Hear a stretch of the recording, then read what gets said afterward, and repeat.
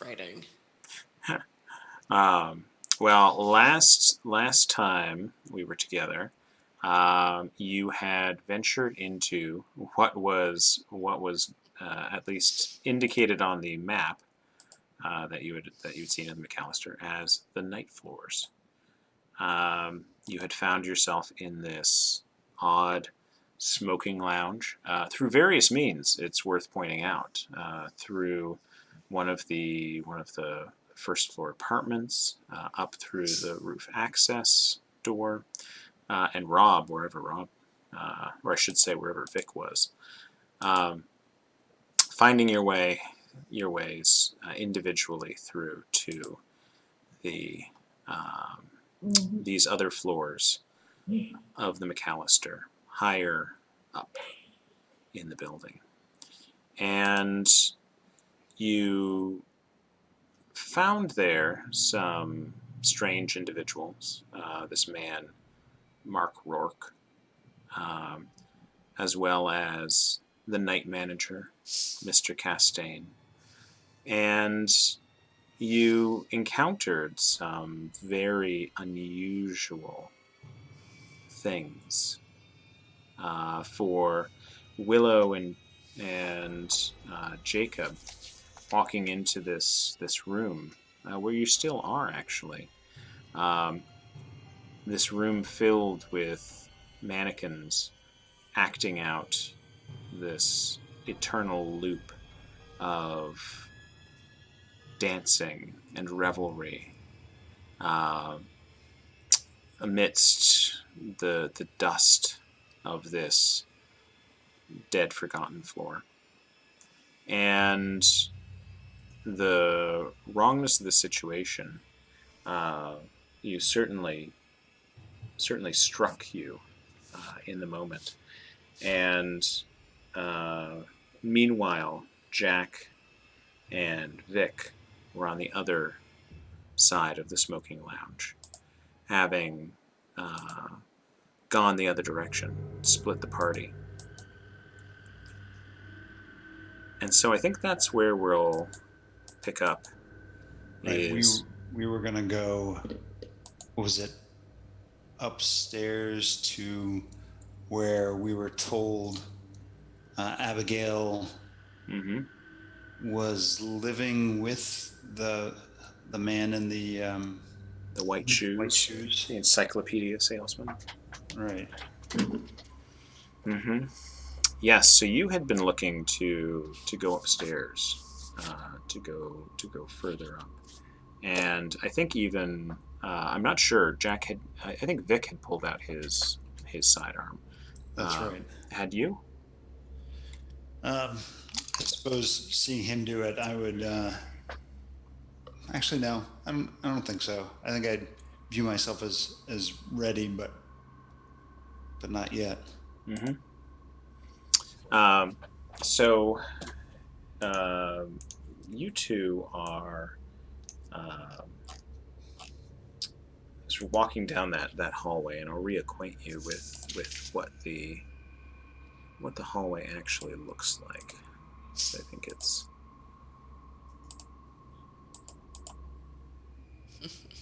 it's worth sharing. This long extended hallway that just goes out this distance, and the colors of it, the red of the carpet, the white and sort of pale yellow of these lamps set in the wall make it difficult to judge distance as you're going. But you are walking along, and you suddenly see two people run across the opening at the end of the distant hallway. And it's hard to make them out. It looks as if one of them is in sort of a white shirt with dark slacks, and maybe a loosened tie that's sort of flapping to the side, like running full tilt, looking backwards, and his companion is this man with red hair that's sort of tousled uh, on top of his head and a big mustache, wearing a suit jacket, and also sort of glancing behind. And they are just as quickly as they were there, they run across the opening, and We don't recognize them, right? they do not look familiar to you. And a moment later, they're followed by three figures. I mean, the size of them, you'd suspect sort of the build. They're men, but you aren't sure. Uh, you can't quite tell because they are their heads are enshrouded in these baggy gas masks, ancient-looking gas masks, and they are holding shotguns. And they sort of crossing, and one of them turns, and you see these glass plates on this old-fashioned gas mask. There's sort of a glint across them. You see this figure sort of turn and look at you, and he reaches out a hand, a finger, points it at you two, and then keeps running after his companions. And they cross out of sight, and suddenly you hear the distant, thundering reports of shotgun blasts. Boom, boom, boom, boom, and then silence. Well, I assume Vic would sprint too, but I don't know how he's going to be played now. But I now would take out my sidearm and run after run towards the end of the hall, probably hugging the side and doing whatever highly trained SWAT In that situation. hostage rescue people would do. Yeah, so you look at Vic, and as these figures are going by, and you instantly start sprinting down the hallway, and then take up position sort of at right at the corner, sort of where they passed. You're at the corner. You have your weapon out, and you look to see where Vic is to sort of get situational awareness on him and maybe indicate where he should be in this particular arrangement. And you look back down the hallway, and he's not there. God damn it! And C++. He's fractaled out of existence. All right, so I guess I'll do the check back down the hallway. I mean, obviously it's a long hallway, so he just disappeared. So then I'll do the quick duck and look to the left and to the right to see what I see. You look down. The hallway in the two directions, just quickly glancing to gauge who might be there, what threats there are. You sort of deeply ingrained training that you have, and when you glance down the direction that these figures had run, you see that again, this is a hallway. The cross hallway looks exactly the same as the one you've been coming down. There are two sort of figures splayed out on the ground, and you can see that there's the sort of dark red pools spilling out from underneath the figures on the carpet, sort of way down, a number of feet down the hallway. And looking back the other way, it's just an empty hallway. You don't see anything. And I can't see any doorways. Are there no doorways? I can't see any doorways down that hallway where the bodies are. No. No doors. All right. Because I'll be a little bit of a sitting duck if I go check them out.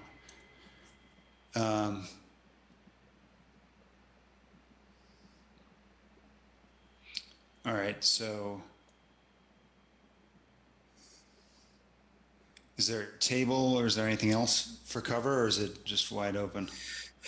There's a small sort of hallway table with a large large black telephone, sort of bakelite telephone sitting on it, a little bit further on down from where they are.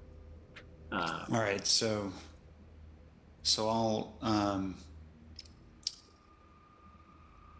move quickly towards them again, hugging one wall. Mm-hmm. I guess the wall, the same side that table's on, Yep. and then stop. I won't touch them, but like I'll crouch down and take a look at them and see what I can tell when I pull level with them. Yeah, so you get closer, you pull level, and you see again sort of the one figure in this white dress shirt with the rolled up sleeves, and the other one in this sort of like odd older cut suit jacket that's in a dark greenish color, um, and the sort of messy red hair spilling over the back of that green collar. And you pull up closer, and you once you're about a foot away, um, you get closer and you realize there's an oddness to the bodies. Something off in the way that they're sort of on the floor arranged, like an odd sort of stiffness to them. And you get closer, and your foot goes crunch crinkle on the ground, and you realize you've stepped in one of the pools of blood, but it's not blood. It's this like wadded red tissue paper that is on the ground, sort of coming out from underneath the bodies.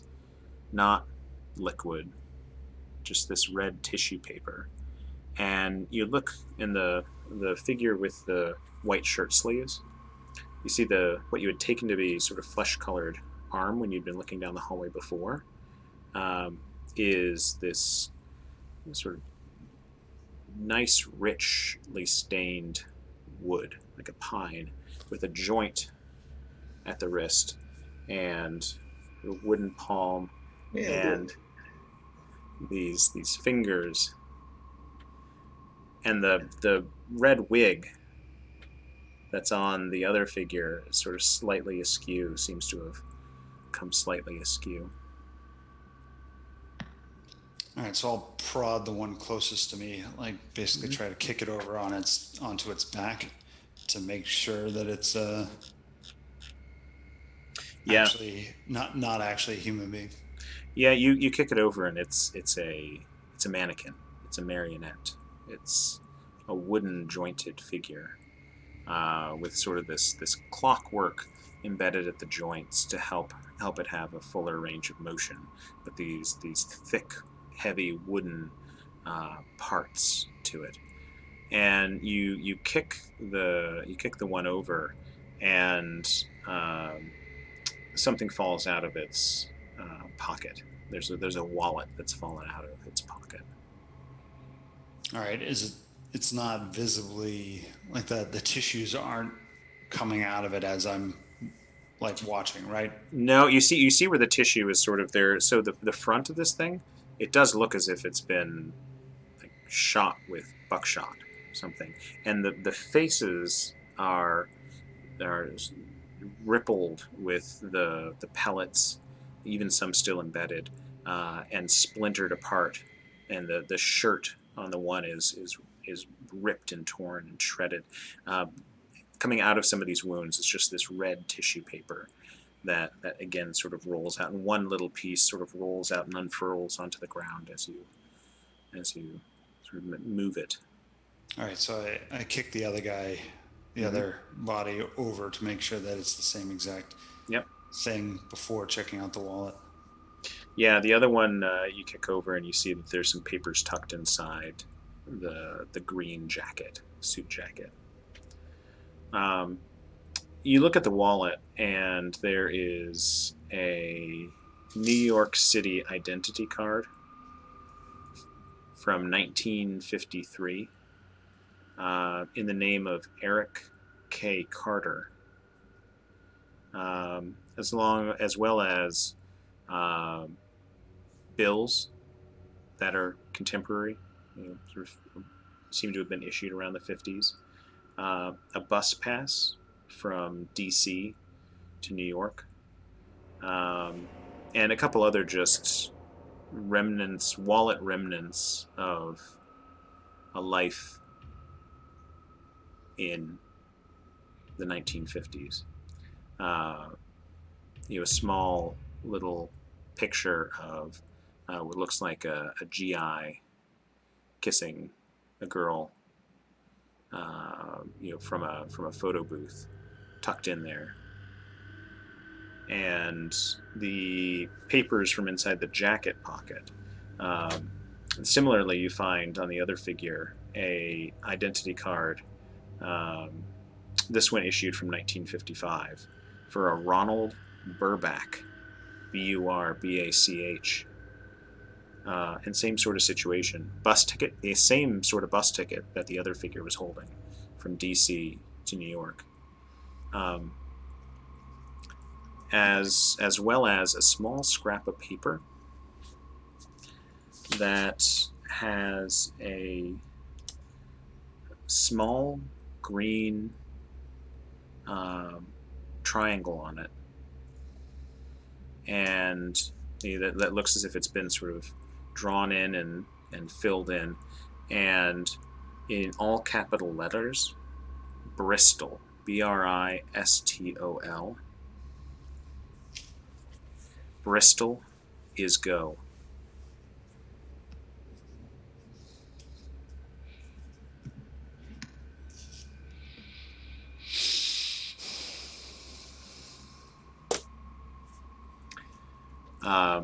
And you are kneeling in the hallway when that Bakelite phone begins to ring.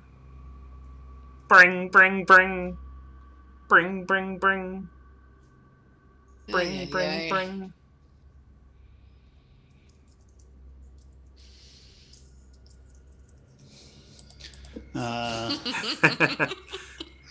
Mr. No One's Home. All right, so I'll sidle over there, keeping an eye on the up and down the hallway, and I'll pick up the phone. Yeah. Willow, Jacob, have you exited the ballroom?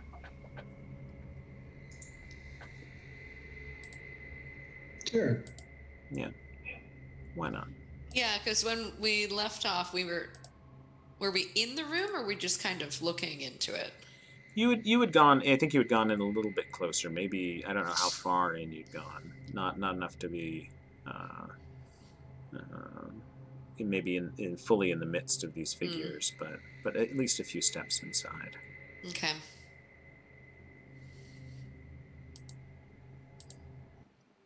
I don't know. You tempted to look around in here, or should we just clear out? I mean, there's no good snacks in here, but otherwise, I guess we should look around a little bit. Can we just take a quick look around and see if there's any switches that make it goes on and off, or control box at the bar or anything like that?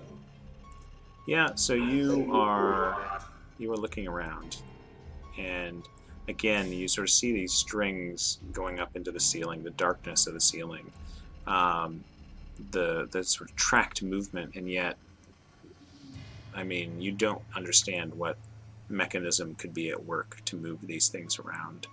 It would take some sort of monumental computerized machinery to control all of the activity of these dozens upon dozens of figures that you see here.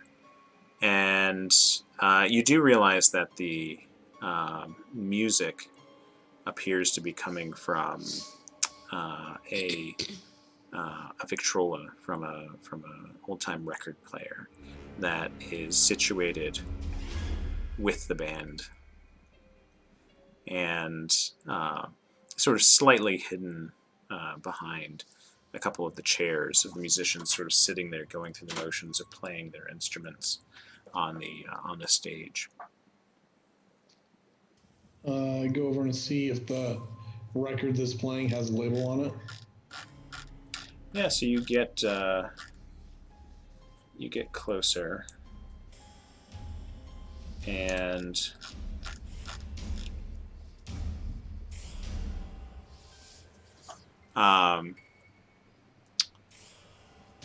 and just because I think this is fun. Who do you? Do you think this is fun? He's smirking Well, quite a bit. Oh no.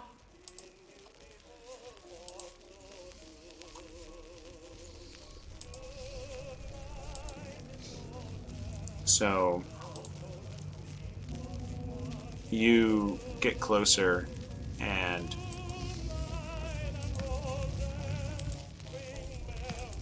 you see that the record is Moonlight and Roses. And there's actually, you see, not because the record is stopped, because there's a sleeve for it nearby. And you see that it is music that looks like it's part of a set. That there are a couple songs on here, but this one is Moonlight and Roses. But that you see Songs of the Sea Children is the reverse, on the reverse side. And there are some lyrics that are scribbled under Songs of the Sea Children. Let the red dawn surmise what we shall do when this blue starlight dies and all is through. right on, freaking commies.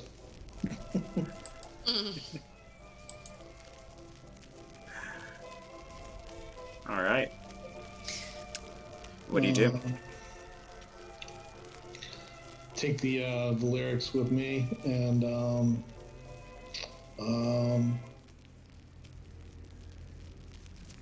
well, you got any ideas? He said there's like a stage. Mm-hmm. And with the band playing, that's where Jacob has gone over. Okay. Over What to- else? What else do we see? Just remind me real A quick. bunch of these round tables. There's an area where a bunch of the marionettes or mannequins are dancing together, sort of stiffly swaying. Are they kind of in masquerade garb, or are they like just dancers? They are. Many of them are wearing elaborate masks, so all of them are in formal wear. So tuxedos for the men, and fine dresses for the women. And the women, the mannequins have, in many cases, these either headbands or feathers or other sorts of elaborate small caps that they're wearing on their otherwise bald heads.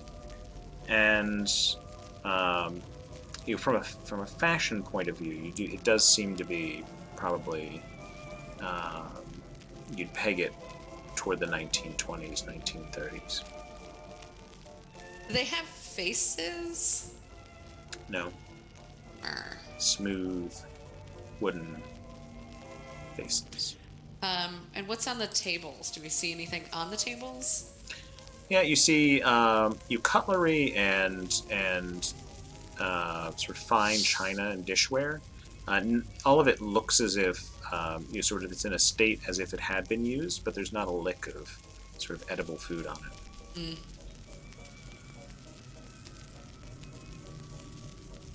Are there any sharp-looking knives? There's one over near a large cake plate that seems a little bit wickedly sharp. You grab the sharp knife. Yep. Nice. Excellent. All right. I mean, it's all a bit unusual, but is there anything else that stands out to us in the scene? So, you are looking around, Willow, and you see something that looks out of place. It's a piece of paper that is on one of the tables near you. It looks like a typed page. None of the other tables seem to have something like that. All right, I'm going to take a look. Yeah, so you walk over and you pick up this page. Would you like to read it? Oh, hang on.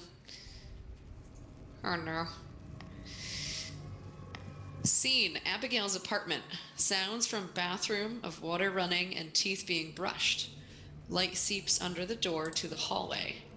A shadow darkens the light under the door. A page slides under the door. The shadow moves off. Enter Abigail. She's reading a small red book.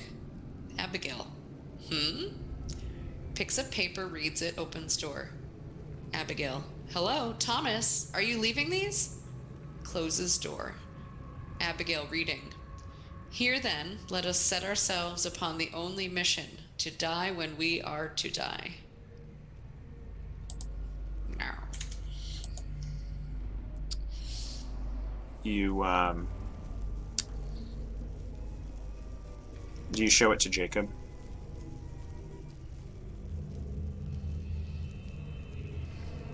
I think I would in that moment. I'd What call him do you say? over. What do you say to him? Well, because we've seen a few of these sorts of things. I'm trying to remember what my character would know versus what I've heard, but like we've seen a few of these that sort of seem like written scenes, right? Mm-hmm. Pages from a play. Pages from a play. So I would say, Jacob, it's another one of these pages. You got to take a look. What does this mean? So you hand it over to Jacob, and Jacob, you take the page, and this is what you see. Would you care to read that? Sure. Scene, Poppy's apartment. Sounds from the bathroom, water running and teeth being brushed. Light seeps in under the door of the hallway. Shadow darkens the light under the door. Page glides under the door. Shadow moves off. Enter Poppy. She's reading from a small red book. Poppy. Picks up the paper and reads it. Opens the door. Poppy, hello? Willow, are you leaving these? Door closes door. Poppy reading. Here then let us set ourselves upon the only mission, to die when we are to die. Did you read that out loud?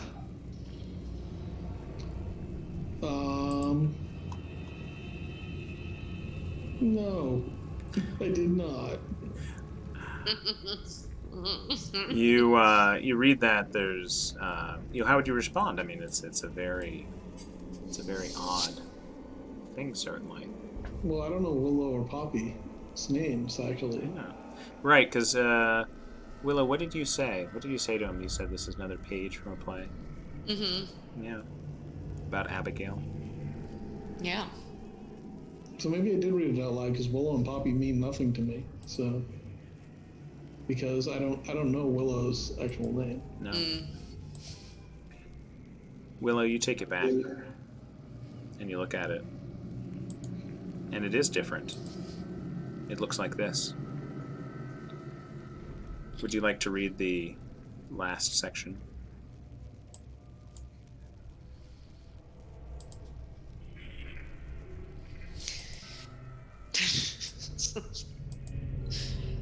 Poppy reading. Eyes turn inward in the dark.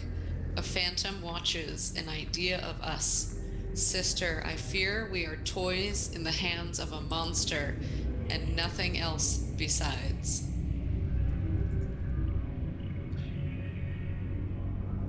And Your phone begins to ring. Your cell phone in your pocket. It better not be about my wine date. I guess I'll answer it. You pick it up and you hear sort of this faint voice. Jack, or as you know him, Agent Eddie. You hear his voice saying, "Hello?"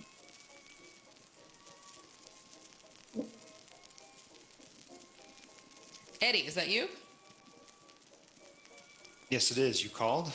How'd you get the number of this phone? No, you called me. My phone just rang.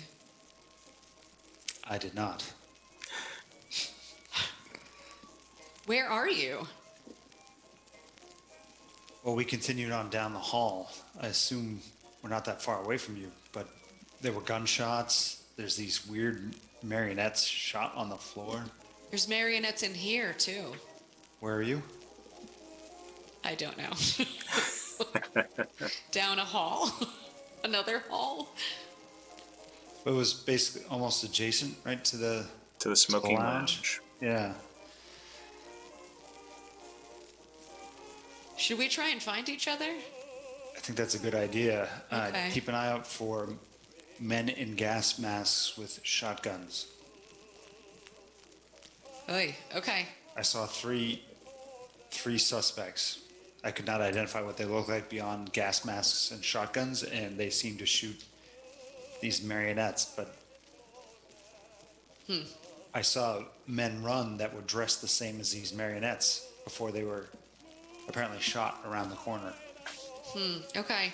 Maybe stay where you are. Do you have guns? Do you have anything? Two. There's a large. have a- You see, right? have a very Ezra's holding a sharp large cake knife. We have All a right. cake knife. Come quickly, would you? Maybe stay as safe as you can wherever you are, and Okay. I'll come back past the lounge. Right? Okay. I'll be right Thanks for calling. there. Again, I didn't call. Call again soon. All right. Click. So click, and the phone hangs up. Jack, you are back on the other side of the line in that hallway. And you've just heard Willow's voice, and there was this odd sort of song playing in the background. And every now and then you'd hear the sort of a click or a clank in the background. And she sounded concerned, worried, scared. What's your move? So I would take the papers I retrieved from both of the marionettes, put them in my pocket, and I think I'll try to quickly get back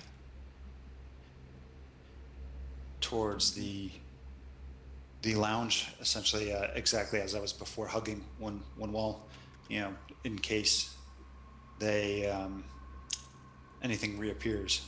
Mm-hmm. So I'll try and go back around the corner, to the cross section, the intersection. I mean, Make a sanity test for me.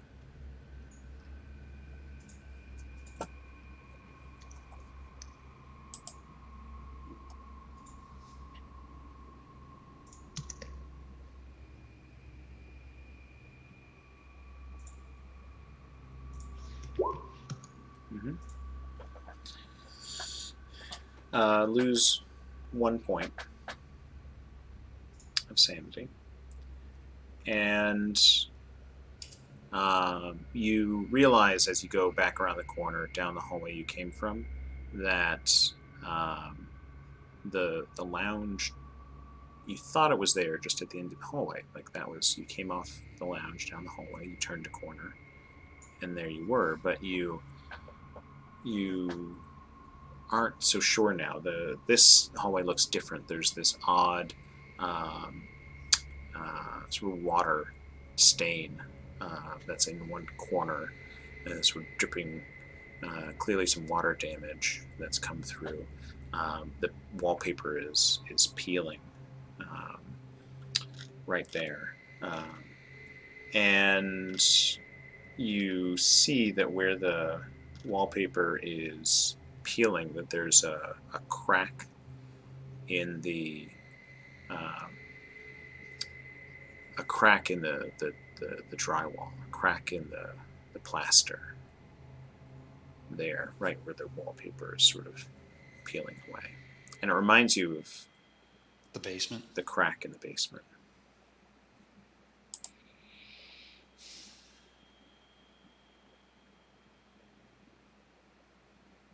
If I look through that crack and see myself in the basement, I'm not going to be happy.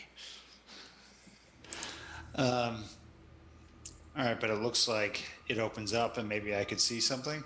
Mm-hmm. Oh, swell.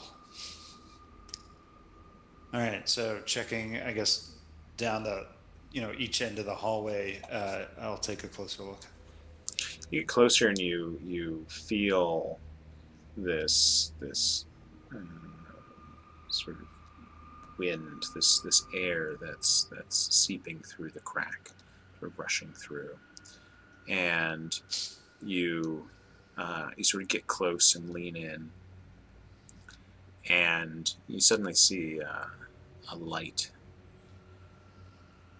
sort of briefly flash on the other side, and you getting closer and you're looking, and you hear a voice, like a snippet of voice, sort of creep through, and you know the voice because you were just talking with her, and she says something like, "I can't see anything. Wait, no, there's something there. There's something moved."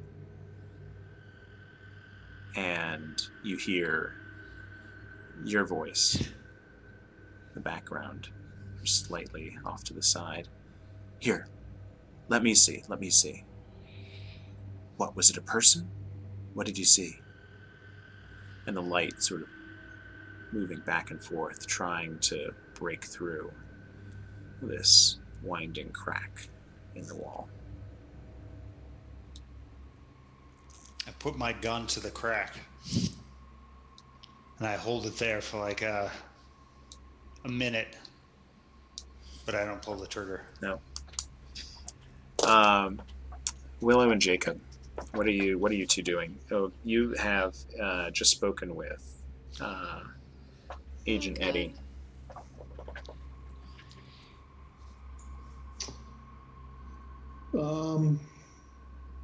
Well, I told him we'd stay put. He's going to try and find us. Has anything changed since we've been in here about the scene, or is it just kind of the same? On repeat. It's been a while. It seems like it's a while. It's hard to tell. Are there any other doors or like exits to the room? Where are you trying to go? Do you know? You're just trying to leave? No, I was just trying to see if there's anything that it connects to. Make a sanity roll. Oh my god. It just asked about doors. Oh no. Hang on, I gotta find myself.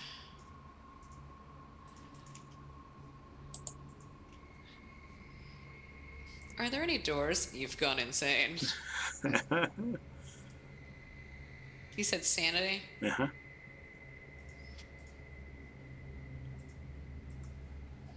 No, there are no other doors. You're one cool cucumber.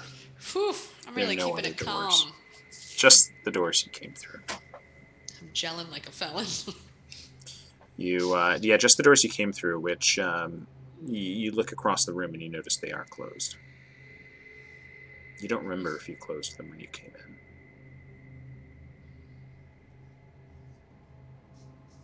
Maybe they swung shut on their own.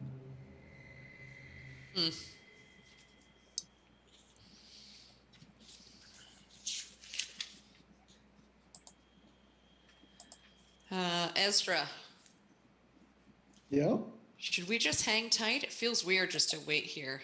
This is so creepy. It does. What do you think about me using my newfound cake knife to cut one of these things down and see what happens? It can't get any weirder, can it? Probably can. So, All right. Yeah, take a look. cut them down. All right, so you get closer so that you can sort of try and get through the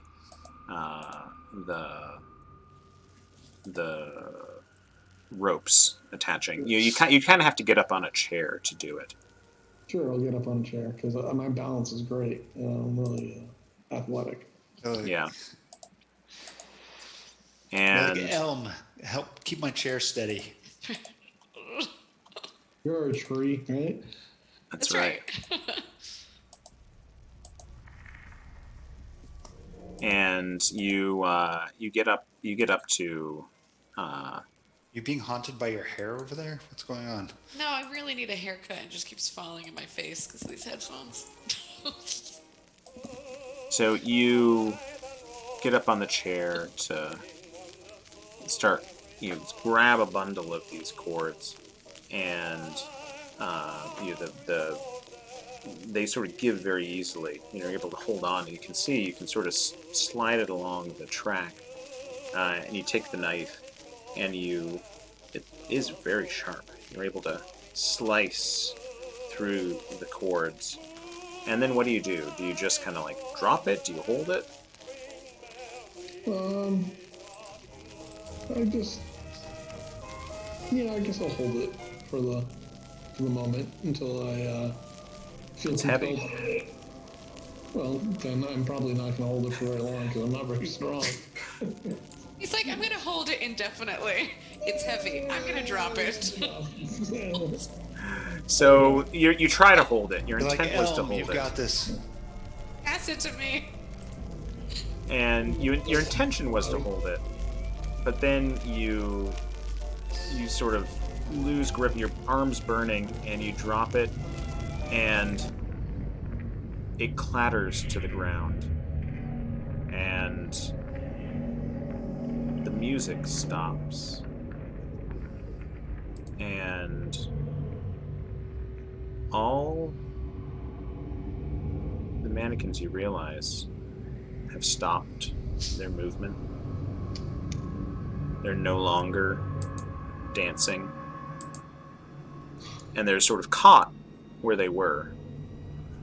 The music had ceased, and then as you look around you, standing on this chair, all of them as one, as if controlled by the same person, sort of turn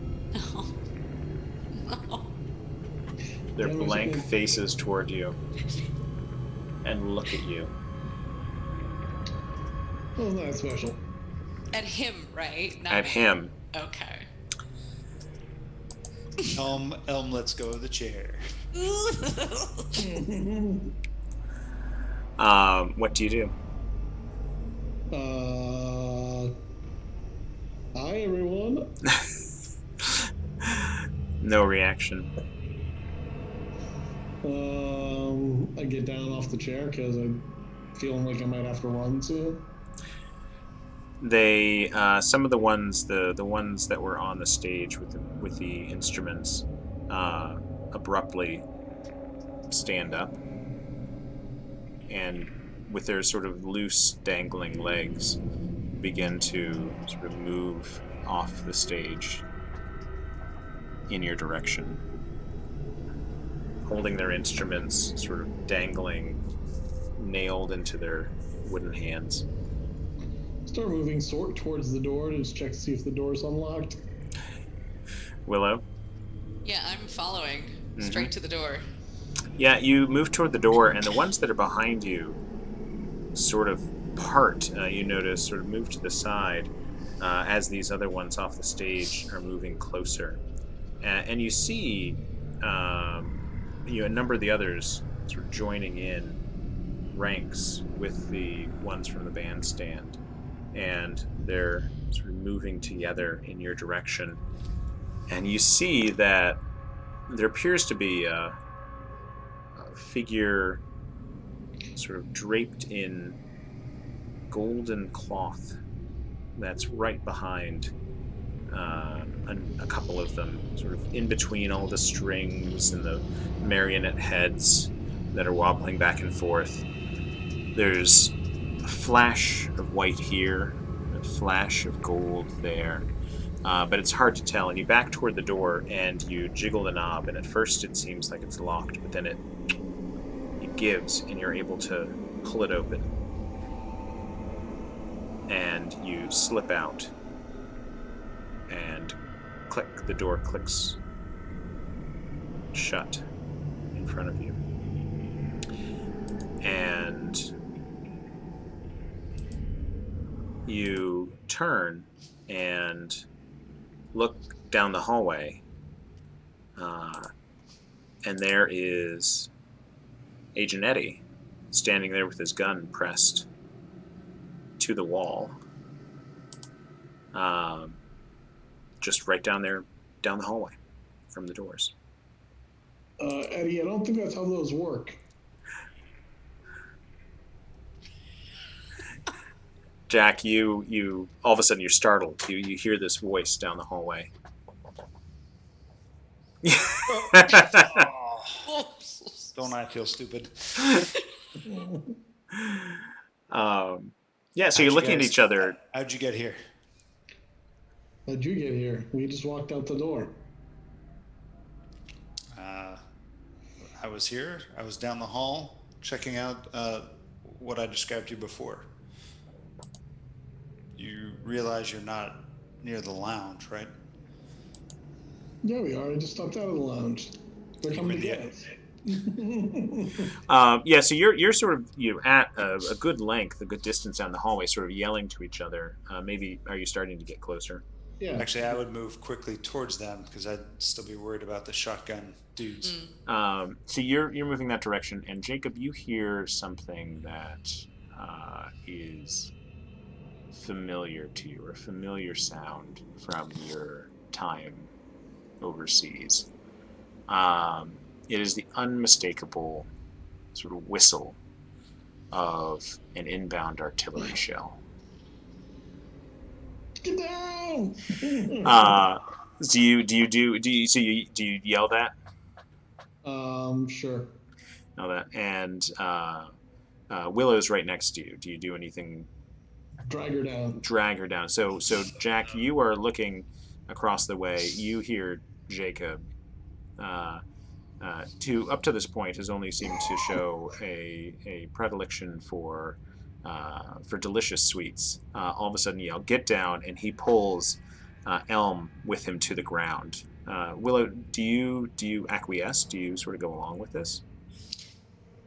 Yeah, but did I hear the sound that he heard? You hear something like some sort of whistle or but noise. Not enough to make me react on my own. No.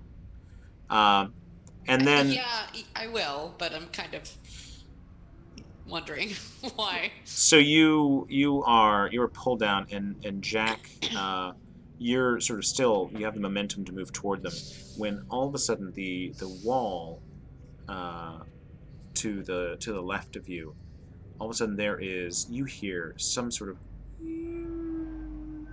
and then there's a tremendous kaboom and explosion of cement and plaster and fire sort of blasts through a piece of the portion of the wall against the opposite side, flinging stone and debris, rebounding down the hallway, and dust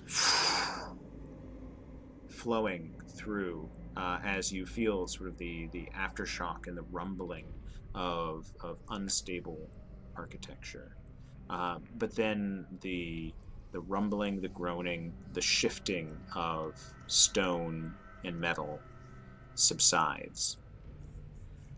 Jack, if you could make a dex, let's see, what would that look like? I need just a dexterity times 5 roll. So if you just hit the dex button for me. A modifier, right? Yep, no modifier. Yeah, you're good. You maybe you don't hit the dirt or hit the carpet once Jacob yells, but you once you sort of the split second when that explosion occurs, instinct takes over and you dive to the ground and you're able to miss, or you were missed by a number of the sort of stones and pieces that come through and rebound off the wall in various areas. And the dust, like I said, is just filling the hallway, but it begins to subside. And you see that there is, you sort of, Jacob, I think, as you sort of pick your head up, you see that there's rubble that has fallen in, mostly blocking this sort of wound in the side of the hallway. And cinder block and sort of twisted metal, like reinforcing metal, and a number of small like items, like old like crockery and different things that are rubble that is sort of has spilled out into the hallway, but it seems to have largely been stabilized or found its way to a standing point. But you do see that there is a figure dressed in what seemed to have been black, but it's now mostly gray because of the dust from the stone that's sort of sprawled out, partially covered around the legs, with this rubble just laying on the ground. I crawl over to the figure and see if I can help dig it out. Yeah, you get closer and you realize that it's appears to be a uniform of some sort, like a sort of flat collar, black uniform, and there's a fez still perched on the man's head, and he's in one hand he's sort of cradling this slightly very damaged strange bolt action rifle with this odd sort of scripting along the metalwork. And you get closer and you realize that he has this enormous bullet hole in his gut. And he sees you at the corner of his eye. He turns and he starts speaking to you in a language you do not recognize.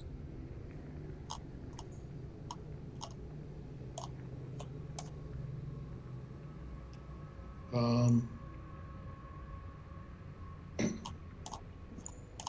guess I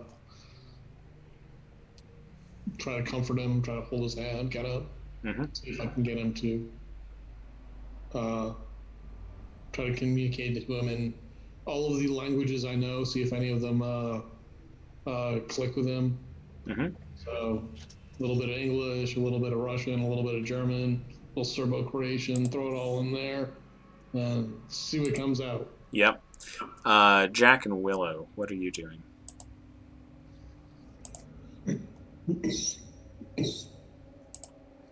I think I'm going to look at the, I guess what was opened up, right? So the open wall. Yeah, it's a lot of rubble is caved in. You could try to pull some pieces away and see. Yeah, I'll do that. In there. I mean, trying to keep an eye on both sides of the, if we're exposed, but yeah, very curious as to what was opened up. I mean, it's only a little ways down the hall from the basement crack in the wall situation, right? So Right. So you start to pick at that. Willow, what do you do? So he dragged me to the ground, right? Yep. So I'm gonna get up. Don't really know. I'm a little overwhelmed here. You said there's like items and part of the debris. Can I just take a look at the kinds of stuff that I'm seeing? Yeah, absolutely. So you begin to sort of look over there, the debris, the pieces that are there, and Jacob, you're running through the entire catalog of uh, languages you know, and the figure is this soldier is again sort of babbling at you and sort of grimacing and sort of clutching his stomach, but he keeps repeating two words: nitikreti, nitikreti, and that one seems to sort of flow off his tongue a little bit more, but then as he looks at you and sort of grabs your collar, and he's looking at your face, and you see he's saying Ithil, no, Ithil, and he's sort of fading, but you realize that you're getting whiffs. This is definitely not Turkish, Okay.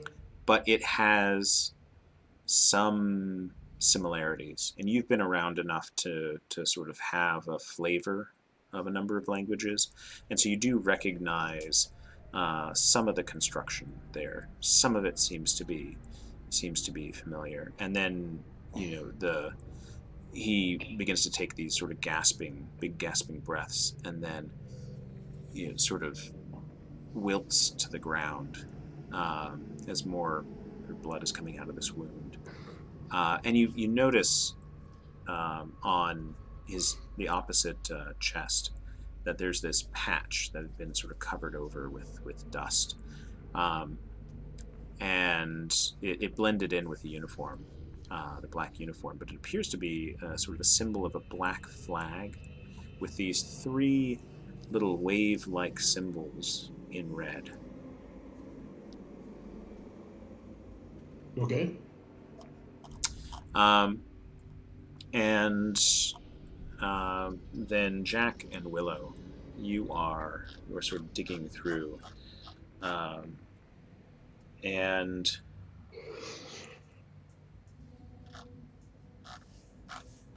you see Willow. You pick out of the the rubble. Again, there's some forks and spoons and some crockery that's smashed all to hell. But then there's this thin hardcover children's book that you manage to pull out. And the title on it is Maud Goes to the Masked Ball.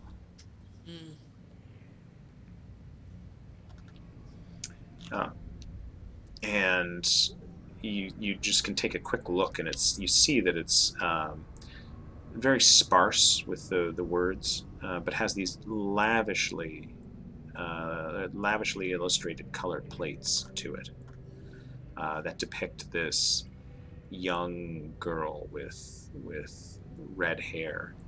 A young girl with black hair named Maud, exploring this fantastical city.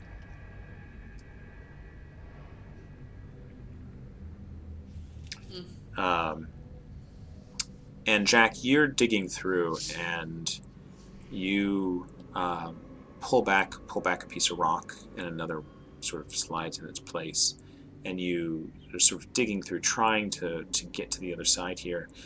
And for a moment, you sort of pull or push a piece of the rubble aside, And for the very, like, barest moment, you get a glimpse of night sky and these yellow stars hanging heavy in the inky blackness of this sky, and a city arrayed from where you are. You're up in some tall building looking down, and fires are raging in the city. But up ahead, further up on this hill, is this golden, shining palace. It seems almost lit by the yellow light of these stars. And then more rubble and rock falls in, obscuring your view, and you can't sort of claw your way back through.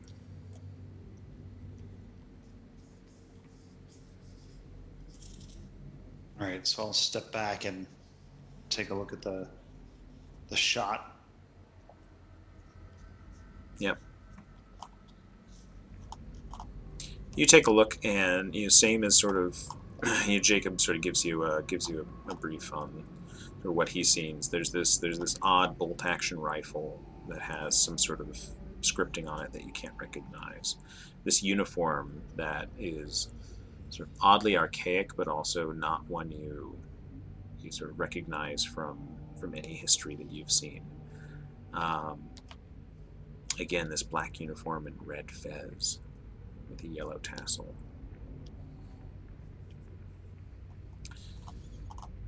Does the guy's expired at this point, right? He has. Does the rifle have any ammunition in it? Yeah, so it still has a round in it. Does he have any other ammunition on him? You check his pockets, and he has in one of his pockets some spare shells. Okay. Yeah. Do you want the knife or the rifle there, Elm? I'll take the knife. Okay. Thanks. That dude's got this big giant, bolt action rifle now. I ask him if he knows how to use it. Yeah, you point the shooty end at the other guy and pull the trigger. Okay, just make There you sure you aim it away from us. That's right. So the three of you are standing in the hallway. Where do you want to go now? Have you guys seen Vic? He disappeared on me. Not seen Vic, no.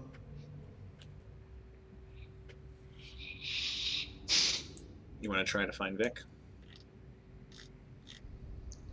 Sure. I think out of concern, Yeah. it makes sense to try and find him. Jacob, if you'd like to make a sanity roll for me.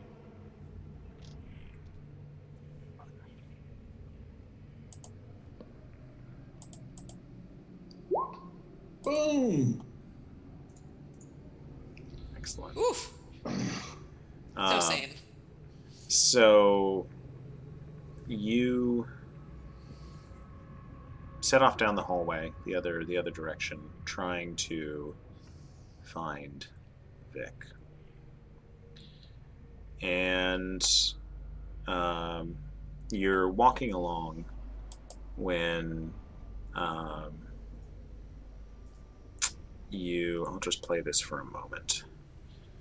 You begin to hear let's see if I can do this. I don't think that's going to work, so why don't I? You begin to hear the sound of some sort of running reel, and you realize that it's the clatter of it sounds like a projector. Oops, hold on a sec. Get that fixed.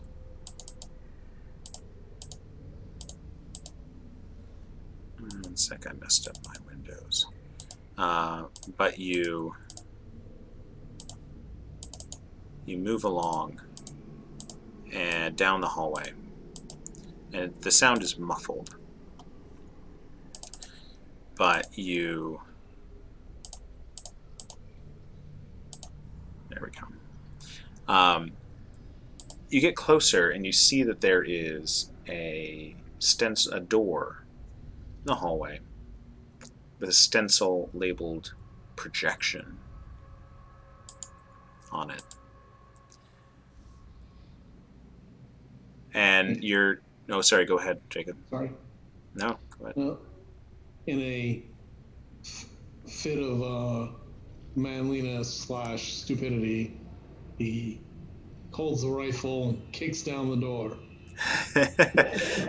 So you have the rifle.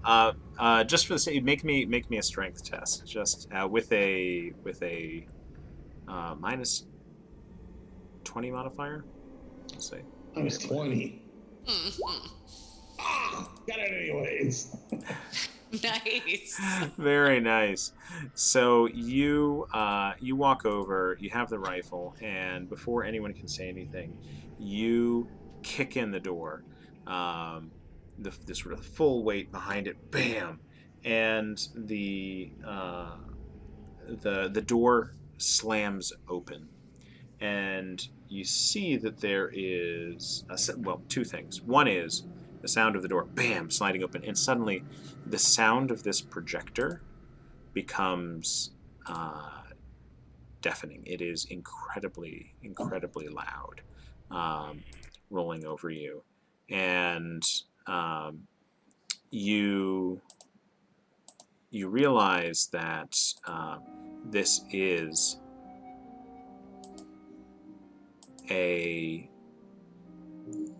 actual projection room of some sort. A tiny room with this gigantic projector that spits blinding light through this tiny little opening at the far side of the room. There's a stool in there, sort of next to the projector, and a small table with an ashtray and an old cigarette that's still giving off smoke, sitting in the ashtray. Is there any other window that I could look through to see what it's projecting? You could go through and look through the tiny little viewing window. Let's go look through the tiny little viewing window. Mm-hmm. Taking a sanity check. So you get closer and look through the window, and at first you can't see what's on the screen because your eyes are adjusting. It's so bright. But then you see on this enormous screen at the front of this monumentally large theater, there's a black and white movie playing. And on the screen is an image of the McAllister. At night, 3 stories of it. And suddenly the front doors open, and there's Vic coming out the doors, and he has somebody with him wrapped in a blanket, and the camera zooms in, and you see that it's Abigail. It's Abigail Wright. He has his arms around with this blanket, and she looks over at him as they sort of stumble down the steps together, and she says something to him, and he looks confused. And on the screen there's a flash as a scripting card, a silent movie card for the dialogue comes up, Abigail. Vic, it's not my time. I can't leave. I can't. And it cuts back, and Vic saying something to her. The card comes up. Vic, but we came to save you. I saved you. And Abigail looks at him, and then on the camera, on the screen, you see, and she turns and looks out toward the theater, right at you, Jacob. And her lips move, and the card comes up. I can't save. I can't be saved. Jacob, you have to save yourself and save the others. I can't be saved. And you notice for the first time that there's one figure sitting in the theater, one figure watching this film as Abigail looks blankly at you. And then she looks down and she sees this figure in the audience, and her face goes rigid, and her eyes get large, and this figure begins to stand and stand and stand. And the light from the projector catches on this figure's shoulders as he stands and stands and stands taller and taller. And the light is glimmering and glancing off of the golden thread in this cloak the figure is wearing, and dancing light across the walls of the theater in these patterns that move and flicker, but you recognize them. And the figure begins to turn. You see that it's wearing this large, pallid white mask, and one long-fingered hand begins to reach up and starts to pluck the mask off its face, and the projector sputters and spits, and smoke comes off of it, and the light turns off, plunging the theater in darkness.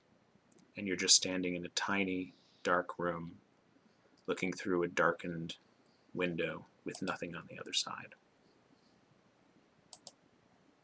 Alrighty then. So, I think we'll go ahead and wrap there. I think that's a good spot. You found Vic.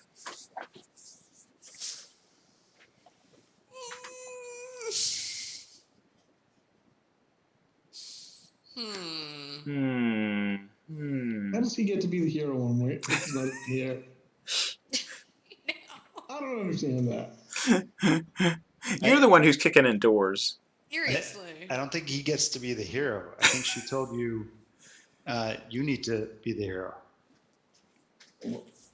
She can't be rescued. I was going to line up a shot on that guy, but the light just went out, so... She saw you kick in that door, and she's like, that's the stuff. Like, you got to take care of the rest of these fools. State Farm desk agent. Yes. Real hero. Exactly. The only man to make his sand roll. You need to have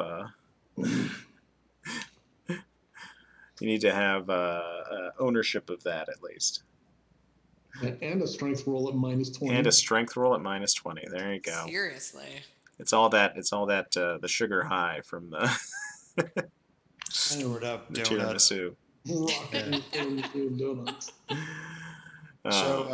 So the light flickered out right before the reveal. With his mask, yeah.